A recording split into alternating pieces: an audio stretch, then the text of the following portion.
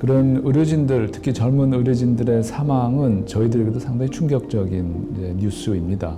무엇보다도 사망의 가장 큰 원인은 사이토카인 스톰이라고 해서 우리 몸 안에 정상적으로 분비돼야 될 사이토카인이 일시에 너무나 많이 분비되기 때문에 가장 먼저 망가지는 게 폐의 조직입니다.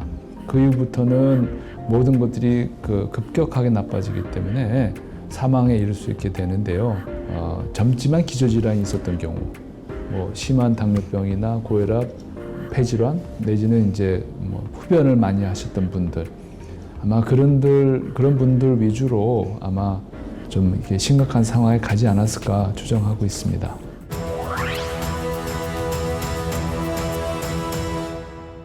의료인들이 그 병원 안에서 이제 여러 환자들을 대하다 보면 상대적으로 면역이 약하고 나이가 많아지고 이제 기저질환이 좀 중한 상황의 환자들을 만나게 됩니다. 정작 의료인들은 가볍게 감기처럼 넘어갈 수 있지만 의료인을 통해서 그분들에게 전파될 경우에는 그분들에게는 상당히 치명적인 상황이 벌어질 수 있고요. 이번 코로나 바이러스로 인해서 불필요하게 그런 고령층의 면역이 약하신 분들이 돌아가시는 일이 없어야 되기 때문에 의료인들은 특별히 이 코비드 19에 감염되지 않도록 많은 주의를 해야 됩니다.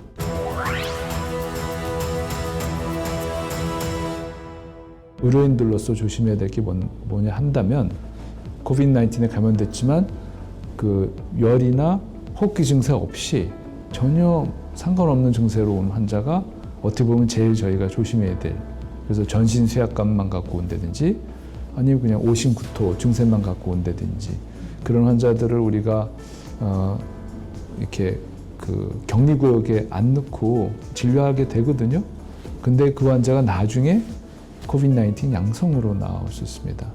그러면 이제 의료진 감염이 시작되는 거고, 우리가 그걸 놓치고 그냥 지나가게 되면 그 노출된 의료진 중에 일부가 증세가 나타날 수가 있고, 그래서 만약에 그 간호사가 의료진이 그런 기저질환이 있거나 그러면은 중환 환자가 될 수 있다는 얘기죠.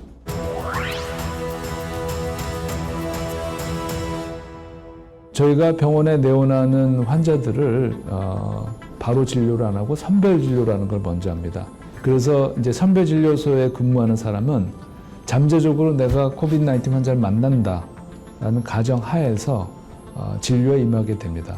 그래서 4중 세트 다 하고 특별히 환자 한 명 볼 때마다 소독 다 새로 하고 그런 식으로 진료하고요.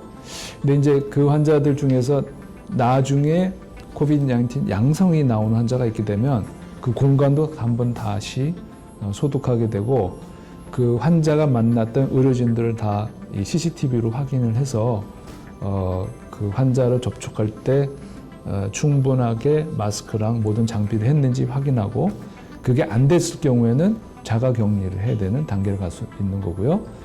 그게 완벽했을 때는 자가 격리까지는 안 가고 대신 집중 감시를 해서 2주 동안 이제 매일매일 아침 저녁으로 그 체온과 증세를 확인해서 보고하게 돼 있습니다.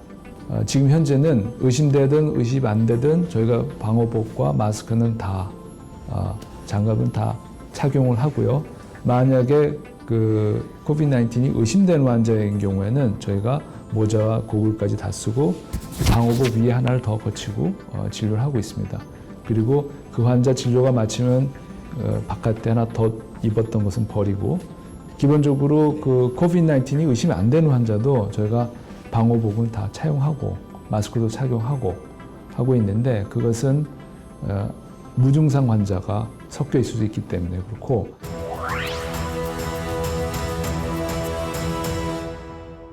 만약에 정말 극단적으로 환자가 많이 왔을 때 우리가 해야 될 그 방호의 정도와 종류를 갖다가 제한을 받는다고 한다면 무엇을 가장 중요하게 볼 것이냐. 가운 위에 있는 덧가운 같은 게 있는데 그런 것은 상대적으로 그 중요성이 좀 낮아져도 되겠고요. 하지만 우리가 정말 꼭 지켜야 될 것은 마스크다. 마스크만큼은 N95 같이 이렇게 완벽한 걸 쓰는 게 좋겠다는 거고요. 그 다음에 이제 장갑을 끼워야 되겠고, 마스크 사용하기에 이상적인 원칙이 뭐 한 번 쓰고 버리는 거, 그리고 가급적이면 노출될 것으로 의심되는 상황이 있었다면 바로 교체하고 막 그런 것이 원칙이 맞겠죠. 근데 만약에 그렇게 해서 마스크가 없어지고 그 다음에 쓸 마스크가 없다고 한다면 그거는 안 버리는 게 더 나은 상황이 될 것입니다. 과연 마스크를 언제까지 쓸 수 있느냐에 대한 정확한 답을 아마 제시할 수 있는 사람이 별로 없을 것 같긴 합니다. 그래서 이거는 과학적인 답이라기보다도 그냥 우리가 공급이 제한적인 상황에서 하나를 갖다가 햇빛에 노출시켜서 충분히 건조시키고 그것이 됐다고 한다면 뭐 다시 쓸 수는 있는데, 그래도 원칙은 이제 최대한 자주 새 것으로 바꾸는 것이 바람직할 것으로 사료됩니다.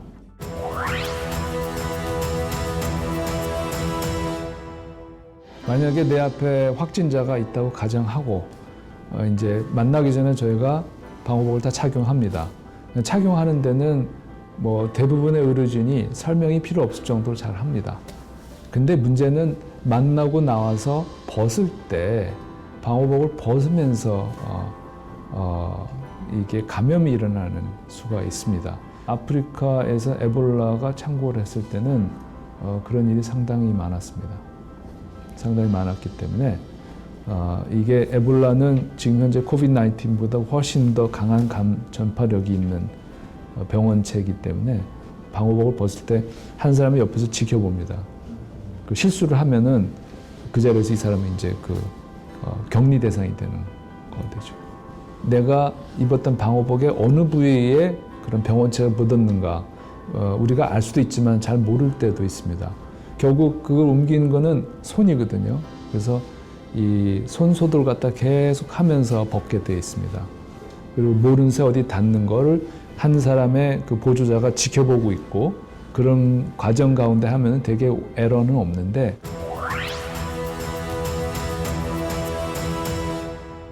의료진이 의심되는 환자한테서 코비드-19 검사를 하기 위해서 검체 채취를 하는데 채취하면서 옮는 수가 있어요. 왜냐면 이제 면봉을 넣어갖고 검체를 따는데 재치기를 갑자기 할 수 있지 않습니까? 그러면 재치기 할 때 엄청난 양의 비말이 빠른 속도로 그냥 쫙 뿌려지게 되거든요. 그래서 이제 그 상황 가운데 우리가 완벽하게 고글과 마스크와 이런 걸 다 했으면은 괜찮지만 틈새가 있어갖고 휙 들어가면은 걸릴 수 있다는 거죠. 응급선별진료소에서 그런 일을 아예 예방하기 위해서 이제 부스를 하나 만들어서 검사를 받을 환자분이 앞에 들어오고요. 의료진과 환자 사이에는 이제 완벽히 분리되는 유리벽이 있습니다. 유리벽에 손이 이렇게 나와서 검사를 땁니다. 그러면은 저쪽에서 재치기를 하든 뭘 하든 그 유리 공간에 갇혀 있기 때문에 이쪽에 의료진들은 보호되고요. 의료진들은 보호장구를 안 해도 됩니다. 그 안에 들어가서 하기 때문에. 그래서 상당히 진료 속도를 빨리 가져갈 수 있는 그런 장점이 있어서 지속적으로 많은 환자의 코비드-19 검사를 해야 된다면 그런 부스를 설치하는 게 바람직합니다. 열려있는 외부 공간에서 검사를 할 경우에 의료진들이 노출될 가능성은 조금 떨어지니까 조금 더 안전할지도 모르겠습니다.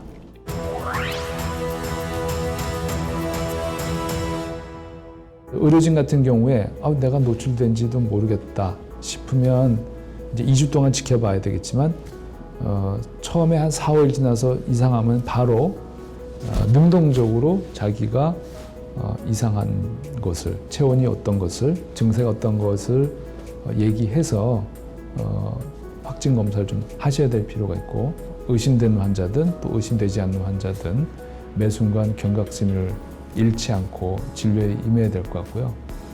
이제는 앞으로 마스크나 손소독이 그냥 무의식 중에도 그냥 본능적으로 하는 그런 습관이 돼야 될 것 같습니다. 1시간마다 한 번씩 최소한 손소독을 하는 습관, 병원 안에서든 병원 밖에서든.